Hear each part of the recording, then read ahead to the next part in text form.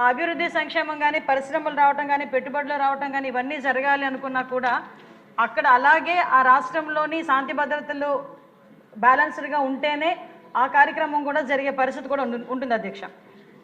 ఇంతకు ముందు అధ్యక్ష మీ అందరికీ తెలుసు అతిగా పోలీసుని చట్టవిరుద్ధంగా ఉపయోగించడం, అదేవిధంగా దాన్ని బట్టి బేస్ వల్ల ప్రజల్లో ఒక అసంతృప్తి, అధికార దుర్వినియోగం, లేకపోతే ఇంకా ప్రజల మీద నమ్మకం కోల్పోవడం ఇవన్నీ కూడా కనిపించినాయి అధ్యక్ష. దానికి నిదర్శనమే 151 సీట్లు ఉన్న జగన్మోహన్ రెడ్డి కేవలం 11 సీట్లకి పడిపోయి ఈరోజు ప్రతిపక్ష హోదాని అడుక్కునే పొజిషన్కి తీసుకొచ్చారంటే ఆ రోజు శాంతి భద్రతలను అడ్డం పెట్టుకొని ఇష్టారాజ్యంగా ప్రవర్తించి మీలాంటి వాళ్ళ మీద నాలాంటి వాళ్ళ మీదే కాకుండా సాక్షాత్తు ఇప్పుడు సీఎం గారు చంద్రబాబు నాయుడు గారి మీద, అదేవిధంగా డిప్యూటీ సీఎం గారు పవన్ కళ్యాణ్ గారి మీద, లోకేష్ బాబు గారి మీద, ఇక్కడున్న చాలా మంది మీద అక్రమంగా కేసులు పెట్టే పరిస్థితి.